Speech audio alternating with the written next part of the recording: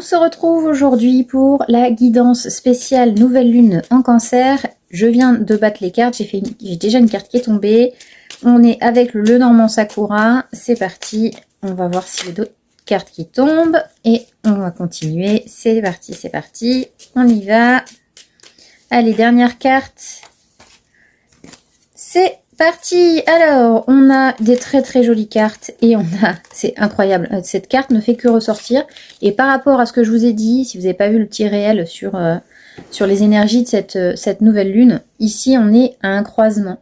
On est à un croisement de notre vie, on a des choix à faire, comme je vous disais, comme on a besoin de reconstruire, on a besoin d'aller voir ce qui se passe au niveau familial surtout, au niveau relationnel.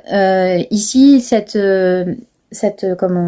croisée des chemins, elle vous invite à clarifier certaines relations, clarifier ce qui se passe vraiment, parce que le problème c'est que c'est bien beau que ce soit votre frère, votre soeur, votre grand-père, votre mère, votre père, n'empêche qu'ils n'ont pas le droit de décider à votre place, ils n'ont pas le droit de faire les choses à votre place.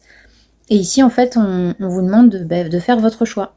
Et que si vous faites le choix de les laisser vous dicter votre vie alors que alors que vous êtes des adultes, c'est votre responsabilité, c'est votre choix et vous ne pouvez pas les blâmer puisque vous avez accepté la règle du jeu. Donc ici, on vous demande de faire les bons choix. On parle d'une femme aussi. Alors ici, comme je vous disais, on est dans une nouvelle lune en cancer. Le cancer est un signe d'eau. Donc là, on parle des émotions, on parle des sentiments, on parle de tout ce qui est lié à la femme. Et ici, en fait, cette carte, elle peut vous rappeler de faire appel à votre intuition, de faire appel à votre côté féminin pour régler tous ces soucis-là et d'écouter vos réels sentiments. On ne fait pas semblant en fait.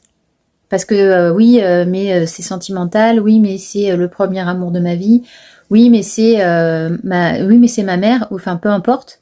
Là, on vous demande de faire des choix par rapport à vous et on vous demande de vraiment choisir votre chemin et d'accepter les conséquences.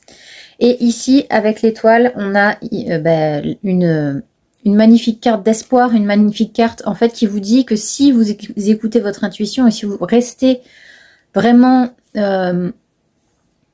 vraiment à l'écoute de qui vous êtes, à l'écoute de vos choix à vous, de vos relations à vous, de votre amour pour vous-même et pour les autres, eh bien forcément, si c'est en adéquation avec ce que vous pensez vraiment, tous les espoirs sont permis. Voilà.